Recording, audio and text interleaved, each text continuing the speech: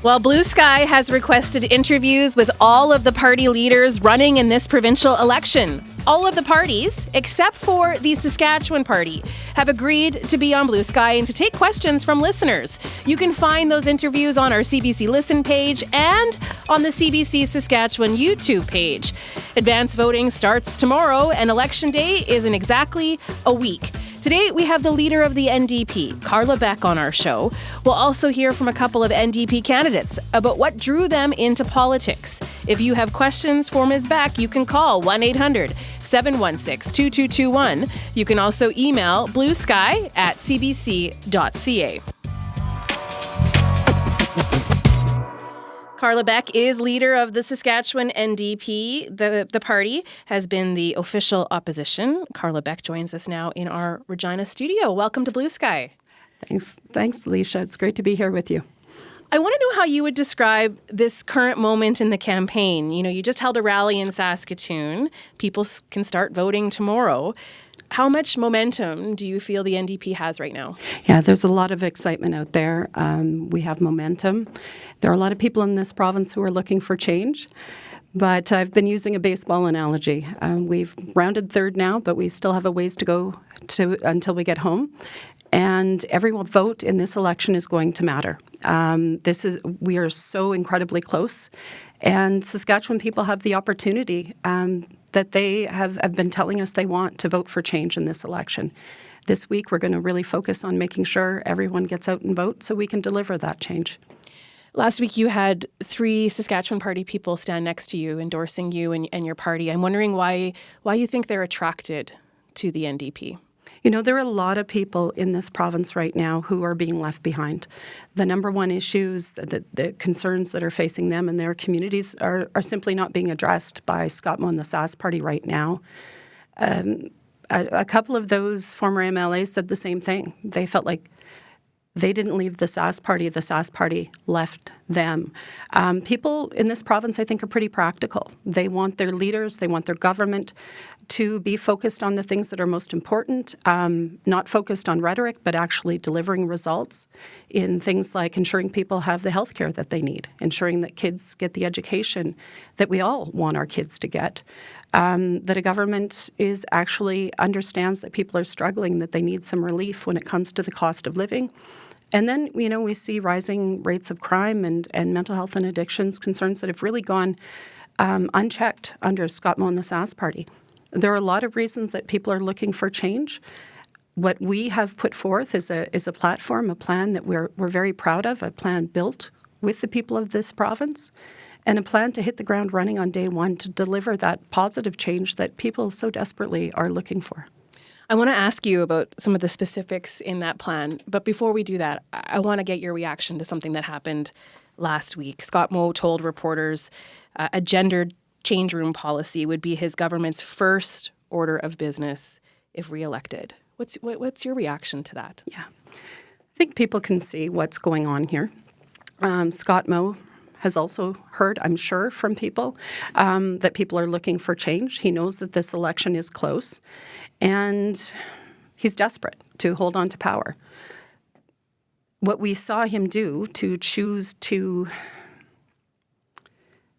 make already vulnerable kids more vulnerable. I think people in Saskatchewan see that for what it is. He's someone with the wrong priorities. We have a healthcare system that is on its knees. We have schools that have been underfunded for a decade. We have kids who are being called, whose parents are being called to come get them at midday when they have special needs because there simply aren't the supports available. We have, someone dying in this province every day of an overdose. We have, many people who are struggling with the cost of living. And this is what Scott Moe is focused on. I think people, as I said, see it for what it is. I know what I'm focused on. Not divisive rhetoric, not trying to turn people against each other. We're inviting people in. We're saying you don't have to give in to fear and division. There is hope. There is that chance for change in this election to have a government that is focused on your priorities, that is focused on actually delivering better for people in this province. What reaction have you heard from people after Scott Moe said it was his first order of business? I'm just wondering over the weekend what people said to you about that. People, we were on the doorstep yesterday in Moose Jaw. People are struggling with very, very concerning issues. People who are waiting with a lump in their breast, women waiting for lumps in their breast who simply can't even get a scan. People who know that their kids are struggling, but they've been waiting on a wait list for 18 months to see the school psychologist. Are you hearing disappointment in the state of politics right now? And I think the question that I want to ask you is how would your leadership be different? How would your style of politics be different? Yeah. As I said to someone yesterday, this is about inviting people in. People don't have to fall for these angry, divisive style of politics that we see. It comes up a lot. People see this in the U.S. That's not a path that I want to go down. I think people in this province don't want to go down that path. People want to know that those who are in power understand their concerns, that they've got a plan, that they'll listen to them, work with them to actually address the issues. Divisive, ugly rhetoric, this kind of politics isn't going to get people the care that they need. It isn't going to make sure that people can pay their bills. It isn't going to make sure that kids can get the education that they want, to address the actual issues in our schools right now, which are many after a decade of underfunding. It's not going to decrease twice the national average rate of crime that we have in this province, or the fact that we've actually seen life expectancy drop in this province. There are very real issues in this province right now. I want to ask you about that. How much has it dropped, and why do you think it's dropped, our life expectancy? Yeah, so in Saskatchewan, we've seen the life expectancy drop by 2 full years, something that none of us would have ever imagined. Our parents, our grandparents, believed that the next generation would be better off than they were, and we've seen that for many years. So why has it dropped? Well, one of the issues, I just mentioned the record number of overdoses in the province. Unfortunately, suicide, and particularly youth suicide. So we have people dying at younger ages in this province right now. And also we have the highest number of people who are dying waiting for care, the highest number of people in the country who are dying waiting for care, going without the care that they need. And these are very important issues, life and death issues. These are the things that people want their leaders to be focused on. That's what we're focused on. And I do believe that people see, what Scott Moe has said his first priority is for what it is, a desperate attempt by someone who is trying to cling on to power and run away from his own record. We have people with some questions for you, Ms. Beck, so let's go to our phone lines. Melissa is on the line in Regina. Melissa, welcome to Blue Sky. Good morning. Thanks for having me. What's your question for Ms. Beck? Hi, Ms. Beck. I am a mom, and I know you were just talking about this, and I was so disappointed to see the Premier of our province make that his first priority for this election, and I'd supported his party in the past, and I don't know, after hearing that, I just don't think that his party is right for me anymore, and so I wanted to hear a little bit more from you on what your first priority would be. Yeah. We've been really focused on the things that people in this province have told us are most important to them. There are no magic wands. There's a lot of things that need fixing in this province, but we've maintained focus on 4 main issues, and our full platform is available, of course, on the internet at saskndp.ca. Day one, suspending the fuel tax. We know that people need money in their pocket right away. This is something that Scott Moe could have done at any point. We've got a plan to do that on day one. And removing the PST off of essentials like groceries and kids' clothing.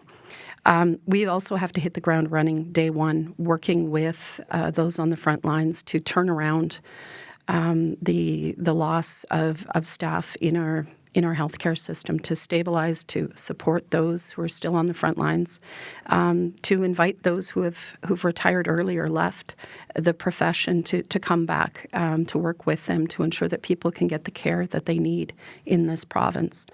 I want to jump in there on that one, Ms. Beck. I hope you don't mind, Melissa, but I have some follow-up questions about healthcare there. Because this is challenging. This is a challenge right across the country, attracting healthcare workers, especially to rural areas, whether that's rural Saskatchewan or other parts of Canada. So how would you do that? How would you entice people to work here? If we have a shortage of healthcare workers, what's your strategy to bring them here and have them stay? Yeah. And that's true. This is a challenge across the country. Again, in Saskatchewan, we are in the bottom of the pack. We have lost more healthcare workers, have had more healthcare workers leave the province, had the most number of healthcare workers who have retired, nurses who have retired before age 35 in this province. And again, I think people want Before the age of 35? I just want to make sure I heard that correctly. Before the age of 35. So starting their career and leaving before it's barely started. Leaving early, leaving the province or leaving the profession altogether. We have a whole bunch more of healthcare workers and nurses who have dropped down to part-time or casual because the stress, the overtime, the working short, they've told me they simply can't work full-time because the stress is too much. So how would you improve working conditions for them? Yeah. You know, the first thing is an easy fix, something that Scott Moe and the Sask Party, that any leader should have been doing all along. Show those on the front line the respect to sit down and listen to them about their concerns, but also where the opportunity is for solutions. That's what we've been doing. As I said, this is a plan that's been built with those on the front line. I'm meeting with more doctors here in Regina tomorrow. These issues aren't going to be fixed by making decisions in small rooms at the legislature across the creek here without talking to those in those communities, without those on the front lines. The nurses, for example, the healthcare workers, doctors have been putting forth solutions all along. What they haven't had is a government willing to sit down and start implementing. So in terms of the plan on healthcare, number one, retaining those healthcare workers that we already have in this province. Calling back those who are recently retired or who are working part-time to come to fill important roles like mentors in our healthcare system, something that's not happening. We have brand new nurses, just fresh grads who want to work without that support that they need as they learn the role. Let's pause just for a second because I kind of hijacked things there. And I just want to make sure, Melissa, did that answer your question, or do you have a follow-up question before we let you go? No, I think that's really good. My family, I can't find a family doctor for them either, and it's something that really stresses me out. So I'm glad to hear there's some plans, and I think I'll just finish. I know this is a little different than my first question, but I don't love that Saskatchewan has never had a woman premier before, and I really like the idea of my kids, like both my daughter and son, being able to, maybe see a strong woman out there leading our province. And I think this is really excited me. Thank you so much. Thanks for calling, Melissa. Let's go right to another caller. We've got quite a few people waiting on the line. So Tiffany joins us right now in Saskatoon. Tiffany, welcome to Blue Sky. Hi. What's your question for Ms. Beck? Me. Yeah, thanks for joining us.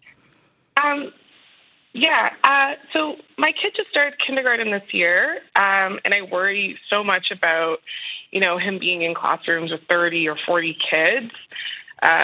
Kids aren't just getting the support, I feel like that they need in this province. So how would you fix this in our classrooms? Yeah, and thanks, Tiffany, for the question. And unfortunately, you're right. Too many kids in this province aren't getting the support that they need in our classrooms. I was a school board trustee before I ran for provincial office, and I already saw that in 2015 and 2016 that we weren't investing in a way that was keeping pace with inflation, that was keeping pace with growth in our classrooms. That's unfortunately only gotten worse. After the 2016 election, we saw a huge, almost $60 million cut out of growing classrooms.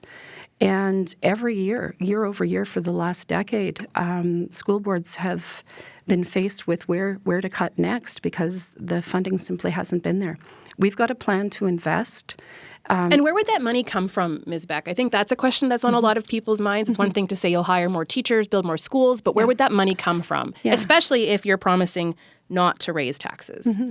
So we, very early, because we knew people were going to have that question, put out our costing, our full costing. We went through questions showing our plan to invest in the things that are most important to people in this province, to invest it in those priority areas, to cut waste, something that we've seen this government waste money hand over fist by misdirected priorities in terms of spending. I'll give you one example of Saskatchewan people paying more but getting less. Last year alone, for what we spent on overtime and contract nurses, we could have hired 1,000 additional nurses in this province.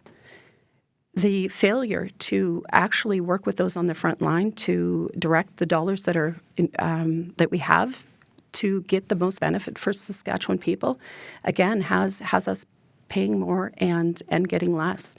Do you have an education example? In education, well, the refusal of this government to actually work with school boards to allow them to invest in the priorities that are most important in the classroom. In healthcare, there are issues both where there needs to be investment, but also directing resources to where they need to go. In education, the biggest issue really is funding. That's why we've got a plan to invest $2 billion over the 4 years to undo the damage that's been done. For this reason, for kids like Tiffany's children, kids don't get a second chance at that good start. We know that we invest early in education, make sure that kids have the supports that they need to be successful. And that investment comes back many times over. So that's why we've made that investment in our kids' classrooms. And I'm a mom. We all want our kids to get the best education possible. And just so I'm crystal clear, where would that $2 billion come from? So the plan that's been fully costed, again, looks at all of our spending priorities, including things like debt payment, already existing programs, as well as our commitments. We've committed just over $3.5 billion over the next 4 years. The Sask Party has been notoriously bad at predicting both revenues and spending in the province. If you look at the last 4 years, they've missed their targets in terms of revenue. We've actually seen $9.5 billion more revenue than has been forecasted. It just looks at their mid-year forecast or their midterm forecasting. Takes a portion of what we've seen in terms of growth over the last 4 years, takes just a small portion of that and invests it in the priorities that Saskatchewan people desperately need us to invest in. Again, some people might argue that the revenue from natural resources is hard to predict, but something that's a bit more constant and consistent would be taxes. So the plan that we have put forward does not increase taxes. And again, I expect people to scrutinize it. It's fully available in our platform. And we had Ron Stiles, someone who was DM of finance in this province for 5 years, probably the most, if not the most respected economists in the province, go through, look at the plan. It's been available for over a month now for people to look at. Ron Stiles is actually going to be a guest on our show tomorrow where we're focusing more on debt, and we've got a couple different perspectives on that. So maybe we'll be able to ask him a few questions tomorrow too. We're coming up to our news break, and then we're going to introduce people to a couple of candidates who are running for the Saskatchewan NDP. Our guest today is the leader of the party, Carla Beck. If you have questions, you can call us 1-800-716-2221. You can also email bluesky@cbc.ca. I'm Leisha Gravinsky. You are listening to Blue Sky. Like I said, we'll be introducing you to a couple of candidates in just a moment. But first, Ms. Beck, I want to ask you for some clarity on the carbon tax, because that is an issue near and dear to the Sask Party. I think we're all familiar with their stance on the carbon tax. Scott Moe says that they'll continue to fight the carbon tax. He had a Facebook post from last week where he says, "Make no mistake, the NDP fully supports this tax." So the question is, do you? What is your stance on it? I've been very clear about my stance. I ran on this when I ran for leadership of the Saskatchewan NDP. Our position is clear. We don't support the carbon tax. Scott Moe again reaches for lies. I've always said I'm perfectly capable of speaking for myself, and I've spoken very clearly about this. The fact that we don't support a consumer-based carbon tax in this province. So I have some follow-up questions related to that then. If that's your answer, that no, you do not support it. We got an email from Helen who writes, "Ms. Beck, could you please explain the NDP's logic for opposing the carbon tax? From the readings I've done, the carbon tax is a positive way to start to deal with the climate crisis and get people thinking. Some people only think when it affects their pocketbooks. Poor people don't have cars. It's the rich people who have cars and other fun vehicles to ride in, like ATVs, boats, snowmobiles that all use gasoline. It's the rich people who have large homes with cathedral ceilings, hot tubs, heated garages. These people can afford to pay a tax on the fossil fuels they use. As a matter of fact, they should be paying a premium tax on their use of fossil fuels. These are the people who should think and lessen their footprint. Maybe Saskatchewan income tax should include a rebate for people whose income is under a certain amount, and for those whose income is greater, they could pay a climate tax. Governments need to think in longer terms than 4 years. Education, health, cost of living become very temporary problems if the long-term problem of the climate crisis is not addressed. Well, maybe the climate crisis will become a short-term problem, as it might decide everything for humans who are very slow to adapt." So that email comes to us from Helen, obviously raising a few things. Why do you oppose the carbon tax? Because the carbon tax, well, let's look at the reality in this province and the country right now. We have increased costs that more and more people simply can't afford to pay. We haven't built out alternative. But most people do get more money back in the form of a rebate than what they pay in the carbon tax, correct? That can be for others. I know there's debate about that, but what we're saying is that we don't think that we should have a plan to reduce emissions. That we shouldn't, and I agree with Helen completely. We do need governments that look long term, but there are very real criticisms about the carbon tax and how it's been implemented in this country in particular. In Saskatchewan, across the provinces, we're not starting from the same starting point. For example, looking at how the geography of Saskatchewan, the climate here in Saskatchewan, the relative remoteness, the fact that most people do have to travel in this province to get to where they need to go, to get health care and many other things in this province. The fact that we have a strong resource industry in this province. So if not the carbon tax, what would be a better alternative? Which leads to my larger question. What is the NDP's plan when it comes to the environment? Yeah, and we've been clear. We don't support the carbon tax. We are willing to be at the table looking for something that is effective, that doesn't overly punish provinces like Saskatchewan that don't have hydro or don't have huge hydro capacity, for example. Reworking equalization, something that we had a plan to. We'd entered into a lawsuit against the federal government around equalization, something that dropped when Stephen Harper came to power. We see different strategies. For example, in the U.S., what they've leaned into in the U.S. is the Inflation Reduction Act, which has seen investment in renewables, which looks at changing the grid as an opportunity for jobs, for retrofitting, for ensuring that they are able to attract investment in renewable technology.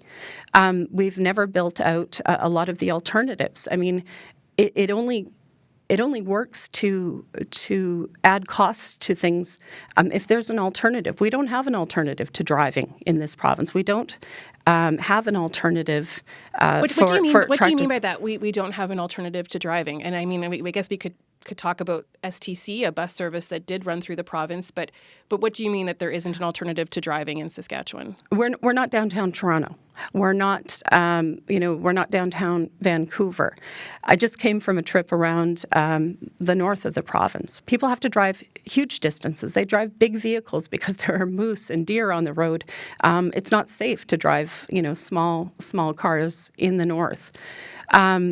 Again, this has become, this positional carbon tax, no carbon tax. We're not saying, like Scott Moe has, that we're not concerned about lowering emissions. We want to be part of that. We can be.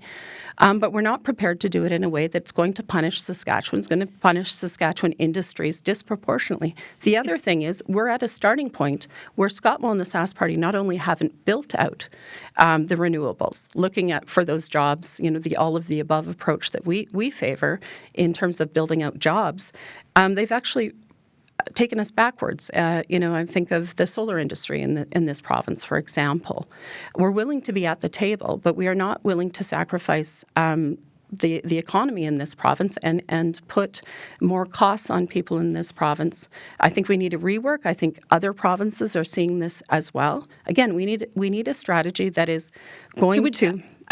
is one of your strategies to reverse what happened with solar here? Are you saying that you would invest more in solar? Absolutely. As I've said all the way along, we need more investment in renewables. We need an all-of-the-above approach to ensure that people have good jobs here at home. Scott Moe has focused on increasingly narrowly on a few industries. We need good jobs in every corner of this province. Okay. I know we have much more to talk about in that regard, but I do want to bring in one of the candidates. So Jordan McPhail is in La Ronge. That's where we're going to take you right now. Jordan McPhail is the NDP candidate for Cumberland. He may have more to say on this. Jordan joins us right now. Welcome to the show, Jordan. Well, thanks, Lisa.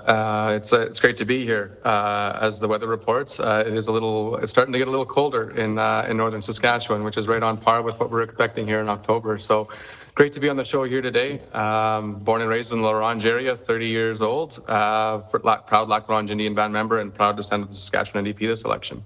Ms. Beck just mentioned that she was up in the north with you, Mr. McPhail, and was describing what it's like to be in the north, that you need a vehicle to get around. What would you say are some of the top issues that you're hearing about in your community? What are people wanting from their politicians right now?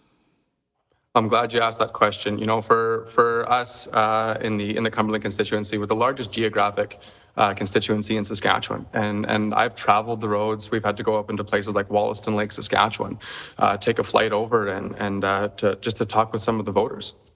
And, affordability is probably one of the top issues that we have in northern Saskatchewan. I remember going into Wollaston Lake. I used to work there in my day job before entering provincial politics. And anyway, while I was in the community, I went into the store.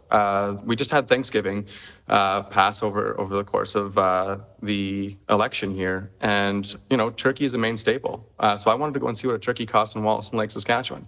$160 was what the cost of a turkey was at the store there.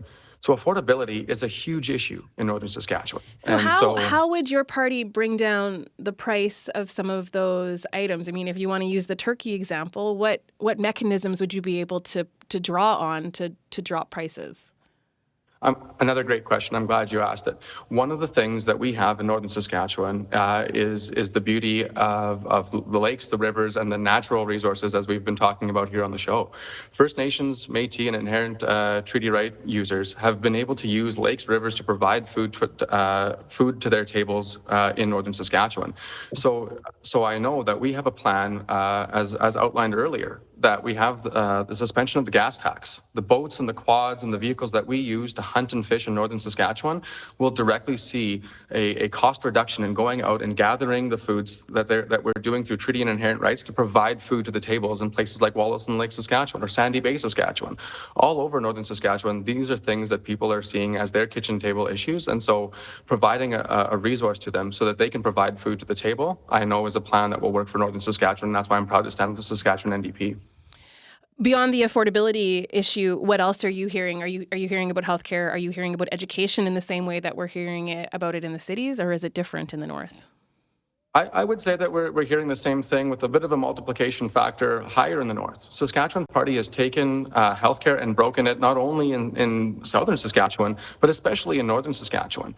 I think of a community when I was out door knocking in Sandy Bay, no mental health or addiction services in that community whatsoever.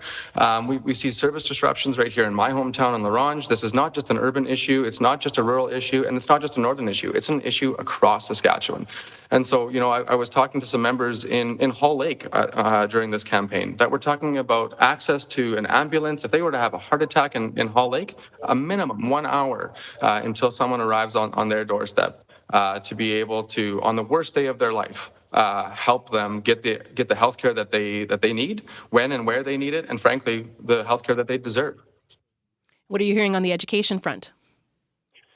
Again, going onto the doorsteps, I was just talking to a teacher yesterday, or not yesterday, 2 days ago, in Creighton, Saskatchewan, where they were talking about the cuts that have consistently come to their local school,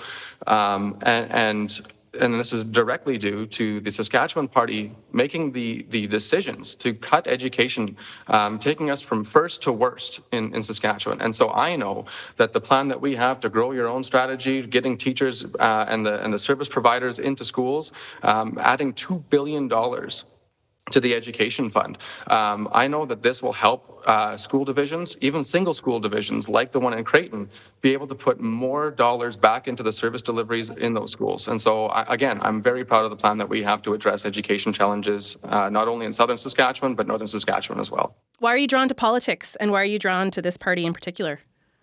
Well, it's funny you mentioned that. At the outset of the program here today, you talked about how the Saskatchewan Party did not want to come onto the show. I'm loving the conversations that I'm having door to door. I love listening to the people of the Cumberland constituency because I know it's going to take a voice from Cumberland, bringing it down to Regina and delivering on the priorities. And so for me, that's why I've loved politics. I love hearing about the issues that people are facing. They know the solutions that they need, and they need a government that will either stand up for them or stand with them as they provide the services in their community. And I know that our plan will do exactly that.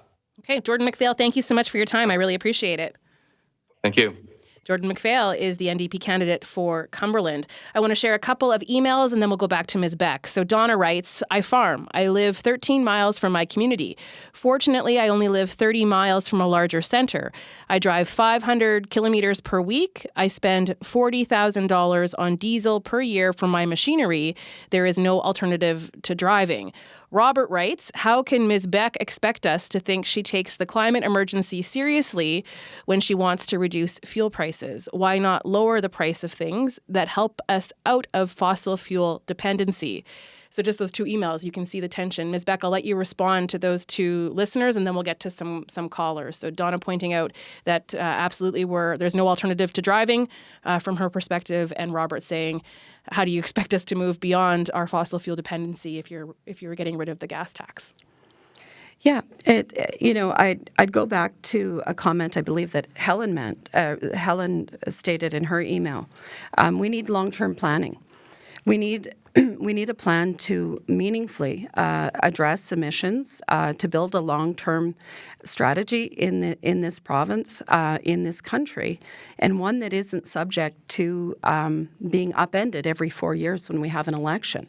I think that the way that you do that is to build out the alternatives, to bring people in. This is a highly divisive issue in this province, in this country right now, and look for real solutions that are going to answer those questions about how do I get to work? What does this mean for my job? What is this going to do to the economy? Again, I point to the U.S. where they've been able to attract billions and billions in investment into renewable energy to create jobs, to actually have a plan that people buy into to reduce emissions. This has to be a long-term solution. This divisive rhetoric, screaming back and forth at each other right now, it's not working. Okay. Well, we'll come back to it, I'm sure, because there's still people with questions related to that and a few other topics. But I want people to meet our next candidate. So Tara Nordal is the NDP candidate for Last Mountain Touchwood. That district includes the towns of Strasbourg, Ituna, Lemberg, Southey, and Balcarres.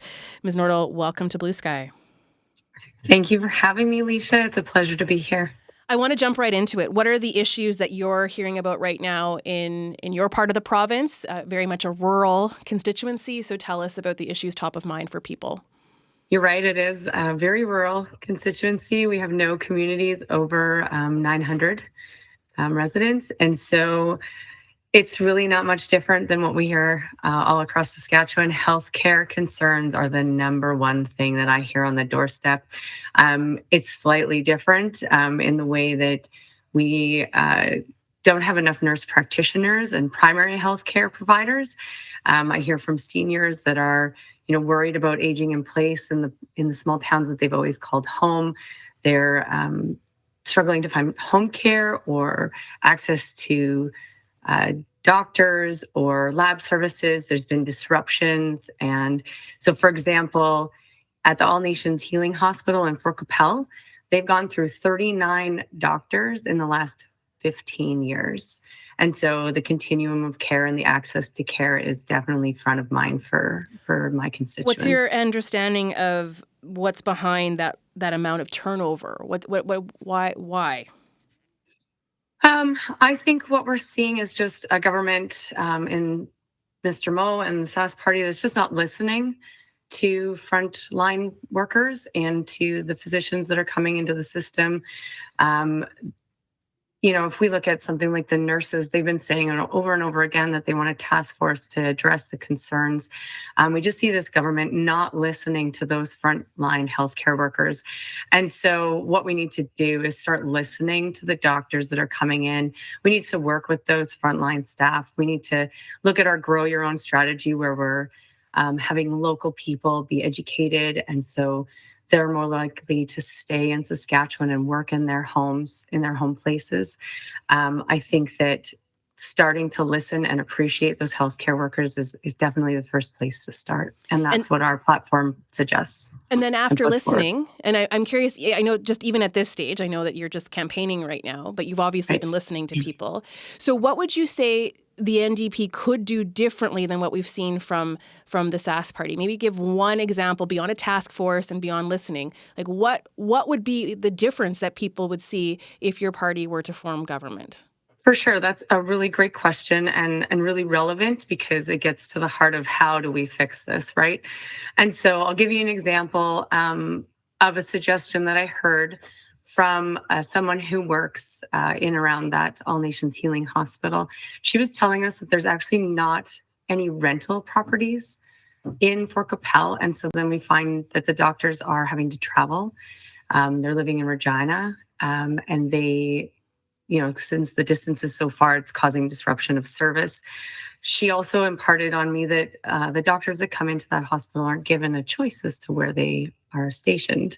So again, we're not talking to the people that are coming in to the system asking, how can we make things better for you? It starts with just that conversation. And then we build bridges and we work together to find those solutions to make things better.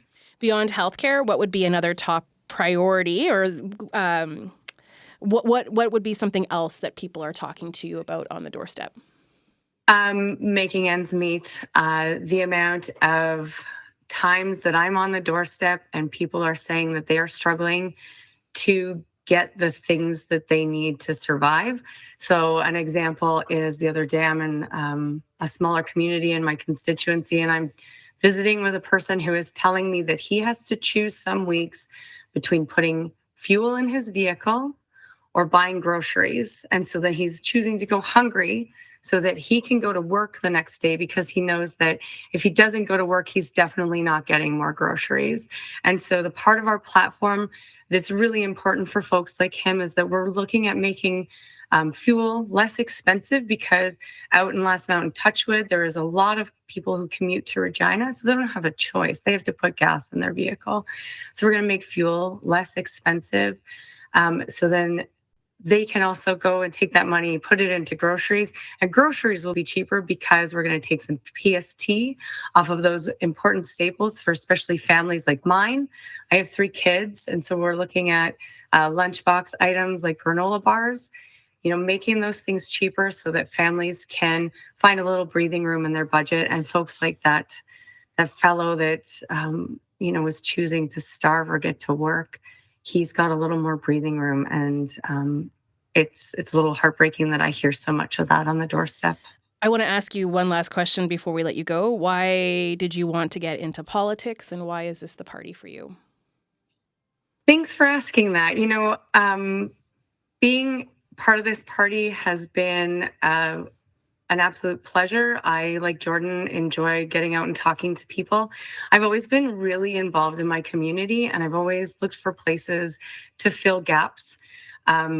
I am a hockey coach, a soccer coach, a ball coach, a soccer referee. I've sat on many boards. Anytime there's a place where I can make my community better, I am putting my hand up, and I'm making that change. I'm helping create positive movement in my community. And so when the cuts to education happened in 2017, I looked at politics as being a place where I saw a gap and a place where I can make some real change for my kids, for everyone's kids in Saskatchewan. And so I was propelled to get involved. Okay. Well, it's been great meeting you today. Thank you so much for your time. I appreciate it.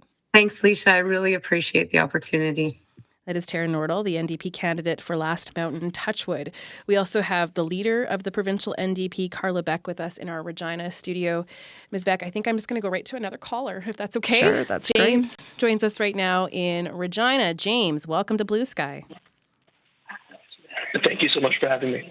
What's your question? So my question is, I know folks that work in the hospitals in Saskatchewan. I'm in Regina, but it's folks I know.